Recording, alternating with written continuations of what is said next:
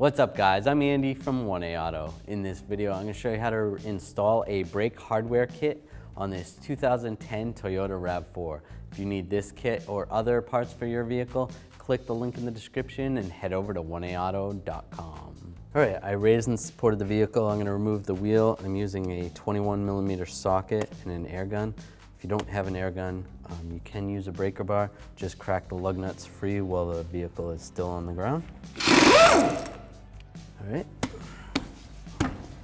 Now I want to take the tire off. This one's stuck on there pretty good, so I'm going to put one lug nut on and just hit it on the back side of the tire with a hammer. Break it free. Reason you leave the lug nut so the tire doesn't go flying. Now take the lug nut off and pull the tire off. Now I want to take the caliper off. I'm going to use a 14mm socket and a ratchet. Loosen up these bolts right here. This one and this one. Take those out. And if the studs or the slides start spinning, you can use a wrench to hold those, or even some pliers. Now grab the caliper.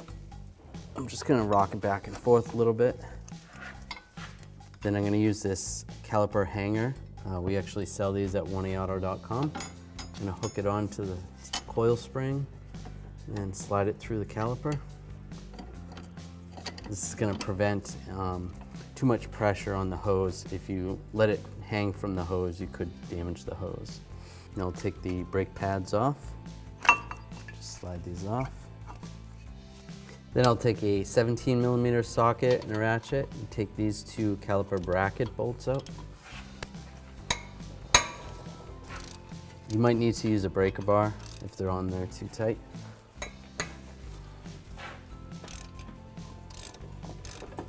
And once those are loose, then I'm going to switch to an electric ratchet.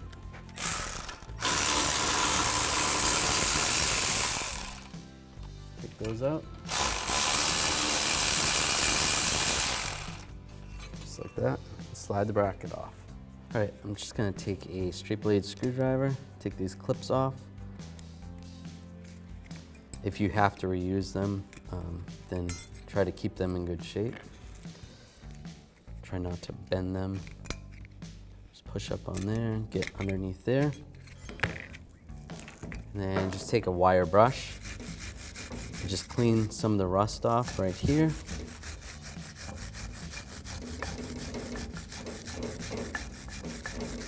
Then I'm going to do the same with the other side. Then you can also take these clips, try to wire brush these if you're going to reuse them. And same right there. You can actually put the clips back on and then wire brush it. Take these slide pins out. Just grab them, rotate them a little bit. And try to get these rubber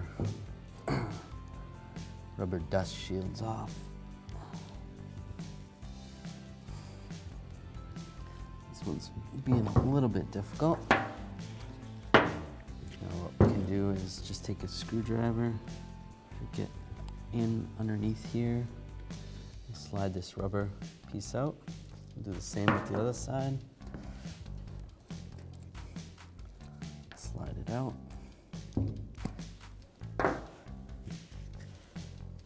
Get underneath here and just pop it out, just like that.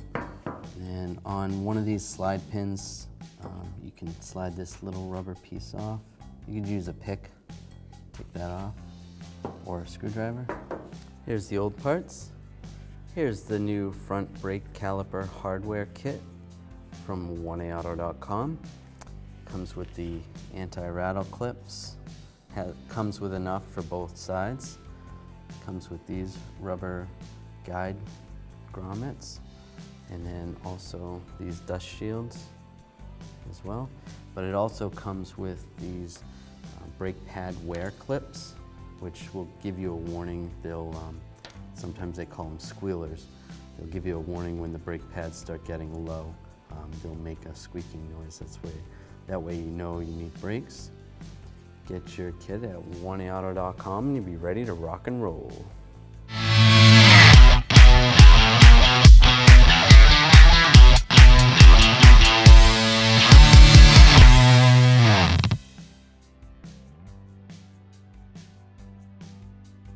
So when we have these guide pins out, it's important to remember which pin goes on which side, because this one doesn't have that rubber guide, this one does. And that generally just keeps the vibrations down for when you're braking. So we'll start with this side. After you clean it off with brake clean, wipe it down. Insert this rubber dust shield. Just slide that position there.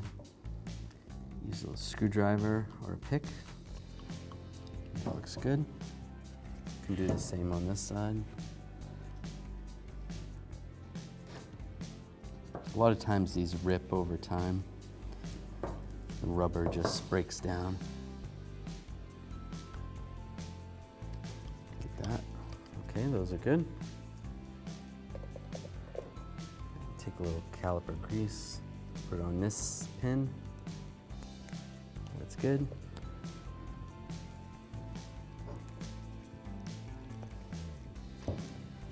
And then we'll take this new rubber guide. This will just slide right on here. Just like that. Take a little caliper grease. I like to not put too much grease on the end of it, because then sometimes it's hard to push that back in. And slide that back in position. Give it a little twist and make sure that boot seats, and those look good. Now I'll just take a little caliper grease, just put it on these locations right here. That's just going to prevent a little bit of the corrosion from underneath these rattle clips. Now these are directional. They do go on a certain way. So like this clip goes here, this one goes here, so that the spring side of the clip is on the outside, not on the inside. So you wouldn't want to install this clip here. That one can go on there. And we'll do the same with the other side. A little bit of grease.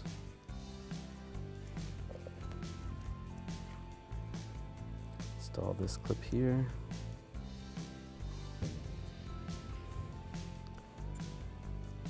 And this one goes right here. That's good. And we can take a little more grease. Just put a little grease on the clips. It's just going to help the pads slide back and forth easily. There and there. Now we're going to install the squealers.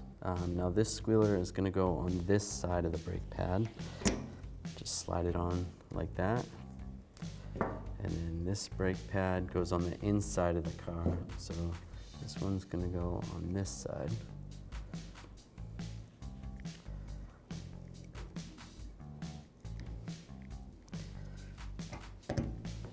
So you're going to have two on the opposite sides, just like that. Let's go install it on the car.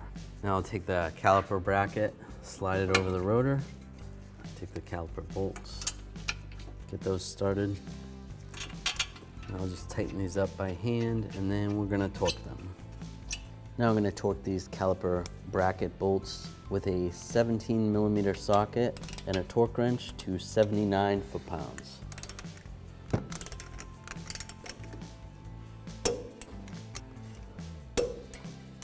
That's good.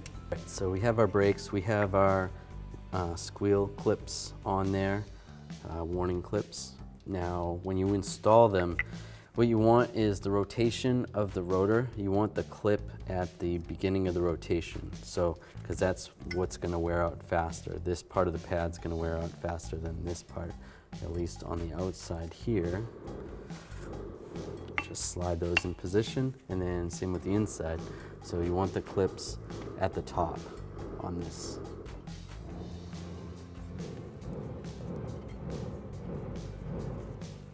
And install those just like that.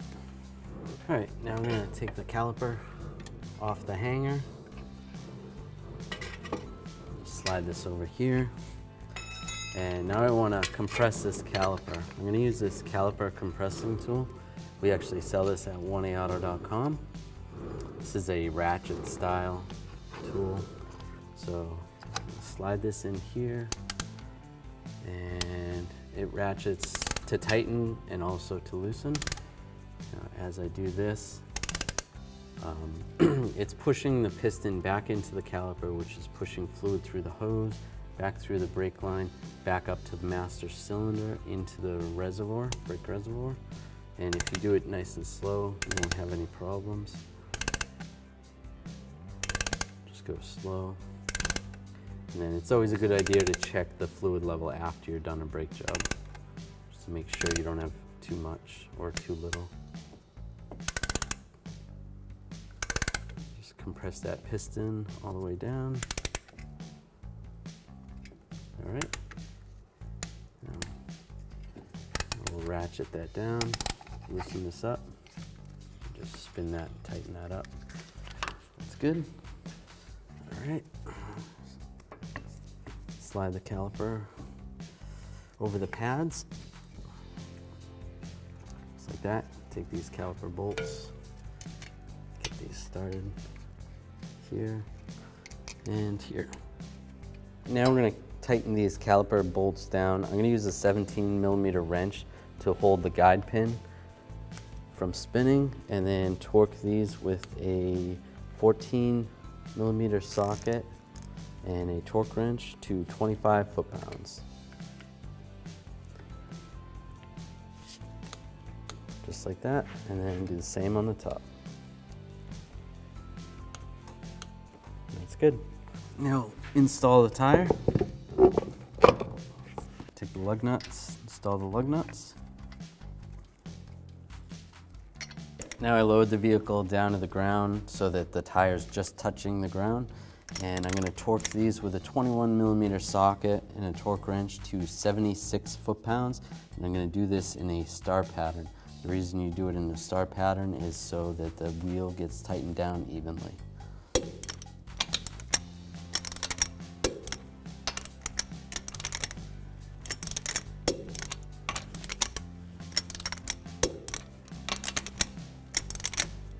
And then I always like to go around again just to double check.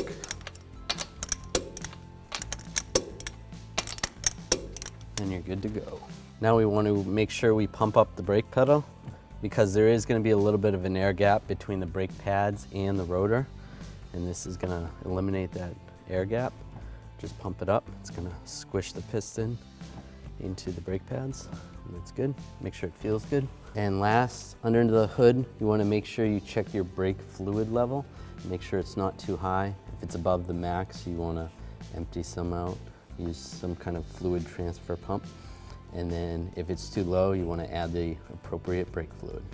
Thanks for watching. Visit 1aauto.com for quality auto parts shipped to your door, the place for DIY auto repair. And if you enjoyed this video, please click the subscribe button.